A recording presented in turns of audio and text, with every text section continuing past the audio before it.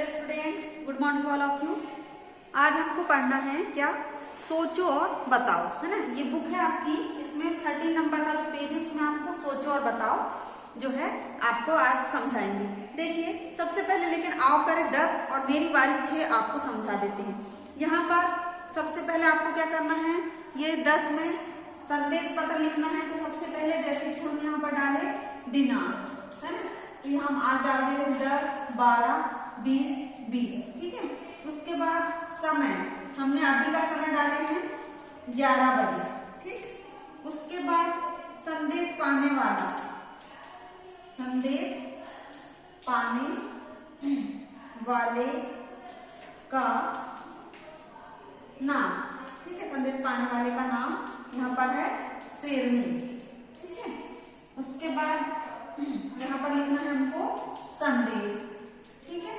तो ये संदेश जो है आपको कैसे लिखना है, जंगल आते समय मुझे आपके पति शेर मिले। उन्होंने बताया कि वे बिल्लियों को मना चुके हैं, पर नेवले और सांप एक दूसरे के साथ रहने से मना कर रहे हैं। उन्हें मनाने के बाद वे चूहों को मनाएंगे और फिर वापस आएंगे। उन्हें अभी आने में समय लगेगा। इतना मैटर जो है आपको इसके अंतर्गत लिखना है संदेश के। उसके बाद आखिरी में क्या लिखना है आपको, संदेश देने वाले का नाम। संदेश देने वाले का नाम क्या है यहाँ पर, चिंकू बंदर, चिंकू बंदर, ठीक है। यहाँ पर लिखना है आपको चिंकू बंदर,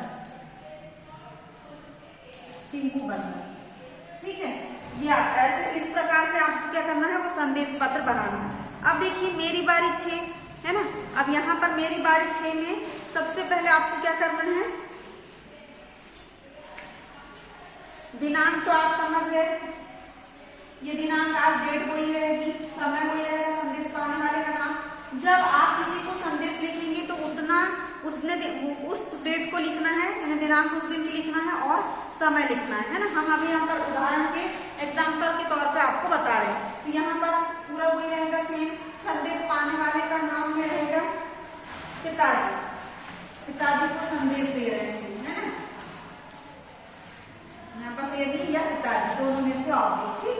उसके बाद समय में वही रहेगा, संदेश पाने वाले का नाम होंगे संदेश। संदेश में क्या लिखेंगे, माँ बाजार से मेहमानों के लिए सामान लेने गई है। आपको मेहमानों के लिए ऊपर वाली अलमारी से बर्तन निकालने हैं। खीरे टमाटर का सलाद और बच्चों के लिए चिप्स तैयार करने हैं, है ना। और संदेश देने वाले का नाम लिखना है। तो संदेश किसने दिया है, उनका जो बेटा है, यहाँ पर चिंकू बंदर के ऑब्लिक में क्या लिखेंगे, उनके बेटे का नाम क्या है, देख लेते हैं हम एक बार।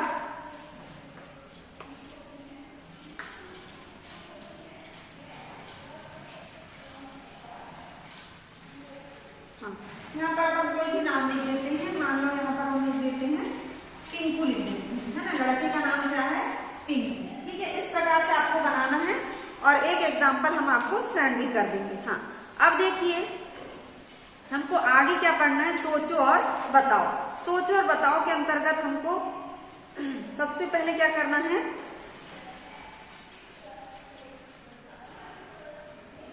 सबसे पहले ये देखिए ये चित्र बना है ना। ये जो है चित्र, अब इसमें बताइए कि कौन शाकाहारी है और कौन मांसाहारी। शाकाहारी यानी कि साग सब्जी खाने वाले और मांसाहारी यानी मांस खाने वाले, है ना। ये सब क्या खाते हैं, कुछ शाकाहारी भी है, कुछ मांसाहारी है ना। वे फल सब्जियां मांस कहाँ से उनको मिलता है, ठीक है, कहाँ से मिलता है उनको फल सब्जी मांस, ये हमको बताना है। और क्या हो यदि पेड़ पौधे जानवर सभी समाप्त हो जाए, है ना। क्या जानवर भी अपने भोजन के लिए पेड़ पौधों पर निर्भर रहते हैं, है ना। अधिक से अधिक हमको जानकारी इसकी प्राप्त करना है। तो देखिए यहाँ पर हम सब अपने जीवन के लिए एक दूसरे पर निर्भर है। पेड़ पौधे पशु पक्षी आदि सब एक दूसरे की मदद से अपना जीवन व्यतीत करते हैं। दिया गया चित्र समझिए, भोजन श्रृंखला है, हमको भोजन कैसे प्राप्त होता है। सबसे पहले यहाँ पर दिया है, देखिए ये पोषक तत्व में पानी, उत्पादक तत्व, सूर्य का प्रकाश मिला इसको। फिर ये शाकाहारी, प्राथमिक उपभोक्ता में शाकाहारी हो गया, द्वितीय उपभोक्ता में सर्वग्राही हो गया, तृतीय उपभोक्ता में मांसाहारी हो गया और चतुर्थ उपभोक्ता में मांसाहारी, है ना। अब यहाँ पर बोला है दिए गए चित्र को समझिए और बताइए कि हम सब कैसे एक दूसरे पर निर्भर है ना। यहाँ पर दिया भोजन श्रृंखला की मदद से समझा जा सकता है कि कैसे विभिन्न पशु पक्षी अपने भोजन के लिए एक दूसरे पर निर्भर है। भोजन श्रृंखला का आरंभ पौधों से होता है क्योंकि वे उत्पादक हैं जो सूर्य की रोशनी, पानी और कार्बन डाइऑक्साइड की मदद से अपना भोजन स्वयं बनाते हैं। इसके बाद श्रृंखला में शाकाहारी आते हैं। सबसे पहले हमको बोला भोजन श्रृंखला का आरंभ पौधों से होता है। ये देखिए पौधे से, क्योंकि वे उत्पादक है। जो सूर्य की रोशनी, ये सूर्य की रोशनी मिली और पानी मिला, है ना। उसके बाद कार्बन डाइऑक्साइड की मदद से अपना भोजन स्वयं बनाते हैं। इसके बाद श्रृंखला में शाकाहारी आते हैं। ये देखिए प्रथम उपभोक्ता शाकाहारी, है ना, क्योंकि वे पेड़ पौधे व उनसे प्राप्त होने वाले भोजन के प्राथमिक उपभोक्ता है। जो शाकाहारी होते हैं पेड़ पौधे से जो भी प्राप्त होता है उसे खाते हैं। कुछ मांसाहारी, है ना, उसमें बोला जानवर जैसे शेर या चीते शाकाहारी जंतुओं को अपना भोजन बनाते हैं, है ना। अतः ये द्वितीयक उपभोक्ता, जैसे कि बकरी, है ना, बकरी ने पेड़ पौधे खाए, उसके बाद उसको किसने खाया, शेर ने खाया। प्रकृति में विद्यमान कुछ जीव मरे हुए जानवरों का अपना भोजन बनाते हैं, है ना। अपघटक मिट्टी में विद्यमान होते हैं जो मरे हुए जीवों को छोटे छोटे भागों में बांटते हैं। इस प्रकार सभी जीव जंतुओं का भोजन व्यवहार बताता है कि किस प्रकार हम अपने भोजन के लिए एक दूसरे पर निर्भर रहते हैं। जैसे यहाँ पर पेड़ दिया है, इसको बकरी ने खाया, फिर इसको क्या कौन खाएगा, गीदड़, गीदड़ को कौन खा जाएगा, शेर। इस प्रकार से श्रृंखला जो है वो चलती रहती। तो इसलिए कहा गया है कि हम सभी अपने जीवन के लिए एक दूसरे पर निर्भर हैं और पेड़ पौधे, पशु पक्षी आदि सब एक दूसरे की मदद से अपना जीवन व्यतीत करते हैं, है ना। इस प्रकार भोजन श्रृंखला को समझा जा सकता है। अब देखिए इसके साथ ही साथ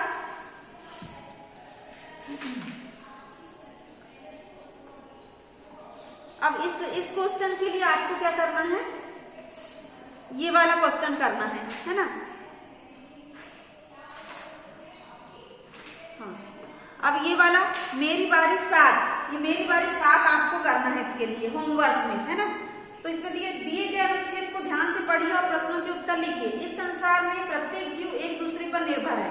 यदि एक की संख्या में कमी हो जाए तो दूसरे के जीवन पर संकट आ सकता है। इसलिए इस संसार में प्रत्येक जीव का अस्तित्व आवश्यक है। एक के बिना दूसरे के अस्तित्व की कल्पना नहीं की जा सकती। इसे हम एक उदाहरण के द्वारा समझ सकते हैं। जैसे कि सबसे पहले घास, है ना, उसके बाद टिड्डा, फिर मेंढक, फिर सांप, फिर मोर। अब बोलता है यहाँ पर घास को टिड्डा खाता है, टिड्डे को मेंढक खाता है, मेंढक को सांप खाता है और सांप को मोर खाता है। इसे खाद्य श्रृंखला कहा जाता है। सोचिए अगर इनमें से कोई एक न रहे तो इस श्रृंखला पर क्या प्रभाव पड़ेगा। इसी प्रकार मनुष्य भी प्रभावित होता है। मनुष्य शाकाहारी भी है और मांसाहारी, है ना, और अर्थात वह घास भी खाता है और मांस भी खाता है। अनाज हमें घास से प्राप्त होता है जिसे फसल कहा जाता है।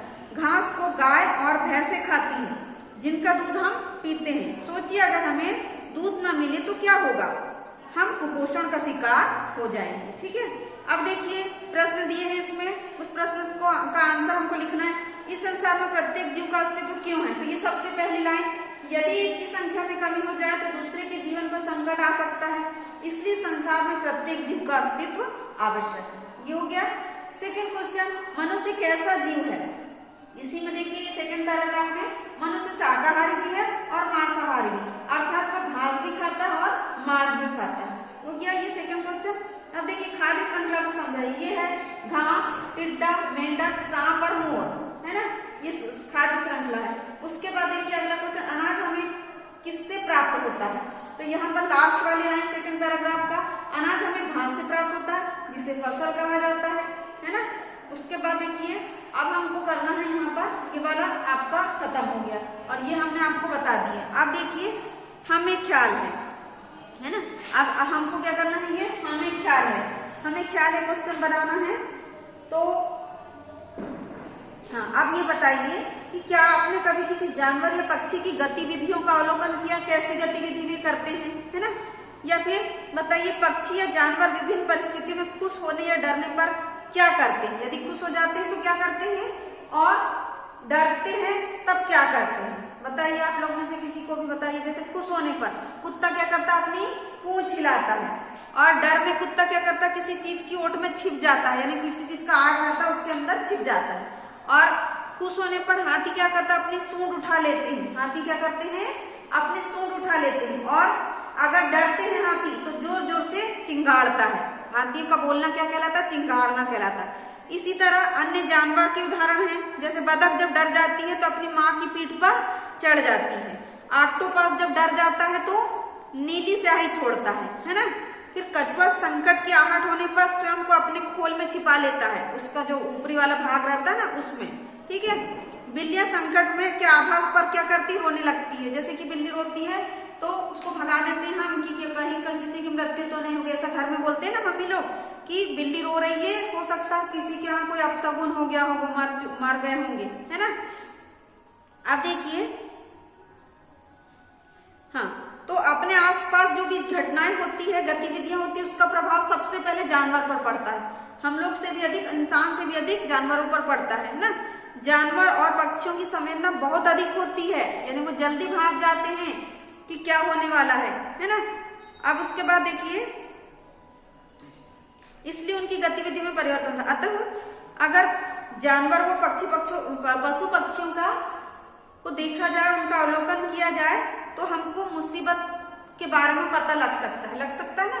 जैसे कि बिल्ली रो रही है, हमने अपना मतलब घर में किसी को पता चल गया कि बिल्ली रो रही, तो एक दूसरे को बता देते हैं कि कहीं कुछ होने तो नहीं वाला है, बिल्ली रो रही है ना। तो इस प्रकार उनके रोने से, उनके डरने हंसने से हमको कुछ चीज आभास, जो मतलब कुछ संभावना जो होती है वो हमें पता चल जाती है। कई बार ऐसा होता है कि बाढ़ या भूकंप आने पर भी ऐसा हमको पता चल जाता है। तो इसके लिए जैसे कि सिर्फ ये मरने वाली घटना नहीं, बाढ़ भूकंप भी आते हैं, उसके लिए भी कई ऐसी चीजें होती है जिससे हम पता लगा सकते हैं कि हमारे शहर में भूकंप आने वाला है या बाढ़ आने वाली है। तो उसको हम किस प्रकार से रोकिए, उससे हमारी सुरक्षा हम कैसे करें, है ना। तो उसके बारे में हम आज जानेंगे। तो देखिए, हमें ख्याल है, अब यहाँ पर दिया है ये चित्र, ठीक है, बाढ़ का दिया है। क्या आपने कभी अपने आसपास किसी जानवर के हाव भाव का ध्यान से अवलोकन किया है? यदि हाँ, तो बताइए कि विभिन्न स्थितियों में उनके व्यवहार में किस प्रकार का परिवर्तन दिखाई देता है। कुत्ते जब खुश होते हैं तो अपनी पूंछ हिलाते हैं, और डर जाते हैं तो अपने आप को किसी की ओट में छिपा लेते हैं। बिल्लियों को जब किसी दुर्घटना का आभास होता है तो वे रोने लगती है। इस प्रकार भूकंप आने से कुछ समय पहले गायों को पता चल जाता है और वे क्या करती है? रंभाती हुई भागने लगती है। अब समझ जाना कि अगर रंभाती हुई भाग रही है गाय तो क्या होने वाला है? भूकंप आने वाला है, ठीक है। 26 दिसंबर 2004 को भारत को एक बहुत बड़ी प्राकृतिक विपदा सुनामी का सामना करना पड़ा। इस विपदा में हजारों लोगों की मृत्यु हो गई और असंख्य लोग अन्य तरीकों से प्रभावित हुए थे। परंतु ऐसे में जो भी ध्यान देने योग्य था वह यह कि इस विपदा में मृत जानवरों की संख्या मनुष्यों से कम थी, है ना। यानी क्या हुआ था कि जो विपदा आई थी सुनामी, तो ध्यान देने योग्य यह था कि इस विपदा में मृत जानवरों की संख्या मनुष्यों से कम थी, है ना। विशेषज्ञों के अनुसार इसका कारण यह था कि जानवर पृथ्वी व हवा से आने वाली तरंगों से खतरे को पहचान लेते हैं, है ना, और खतरे से बचने के लिए कुछ अनोखी हरकतें करते हैं। जैसे सुनामी आने से पहले हाथी चिंगाड़ते हुए ऊंचाई की ओर भागने लगता है। सुनामी आती है तो क्या करते हैं? हाथी चिंगाड़ने लगते हैं। और भूकंप आने वाला रहता है तो गाय रंभाते हुए भागने लगती है। यदि किसी की मृत्यु होती है तो बिल्ली क्या करती है? रोने लगती है। बिल्ली अगर रोती तो समझ जाओ कि किसी की मृत्यु हुई है कहीं पर। अगर गाय रंभाते हुए भागने लगती है तो समझ जाओ कि भूकंप आने वाला है। और जो हाथी है वो चिंगाड़ते हुए ऊंचाई की ओर भागने लगते हैं तो क्या आने वाली है? सुनामी आने वाली है। इस प्रकार यदि हम अपने आसपास होने वाले परिवर्तनों या पशु पक्षियों के व्यवहार पर थोड़ा ध्यान दें तो प्राकृतिक आपदाओं से होने वाली हानि को कम कर सकते। मतलब ये जो जानवर जो हैं उनके कुछ हरकत करने से, है ना, उनके डरने से, हंसने से हमें कुछ ना कुछ चीजों का आभास होता है। जैसे हमने यहाँ पर आज जाने कि अगर बिल्ली रोती है तो कुछ ना कुछ अपशगुन होने वाला, किसी की मृत्यु होने वाली। गाय अगर रंभाते हुए भागने लगती है तो समझ जाओ कि भूकंप आने वाला है। और अगर हाथी चिंगारती में ऊंचाई की ओर जाने लगते हैं तो क्या आने वाला है? सुनामी। तो इस प्रकार अगर जानवर लोग पहले हमसे, मनुष्यों से पहले क्या करते हैं? समझ जाते हैं कि क्या होने वाला है, इसलिए वो अपनी जान बचाकर भाग जाते हैं और मनुष्यों को एहसास नहीं होता। तो ये सब एहसास रखना हमें बहुत जरूरी है। तो आज जो है ये आज हमने ये सीखे। अब उसके बाद क्या करना है आपको? होमवर्क में मेरी बारी 7 करना है। आज के लिए आपका होमवर्क है कि मेरी बारी 7 आपको ये वाला जो है करना है, और 6 और आप करें 10। अगर आपने नहीं किया होगा तो वो करना है और मेरी बारी 7 करना है। तो आज की कक्षा हम यही समाप्त कर रहे हैं। धन्यवाद बच्चों। अब नेक्स्ट वीडियो से नेक्स्ट चैप्टर चालू करेंगे।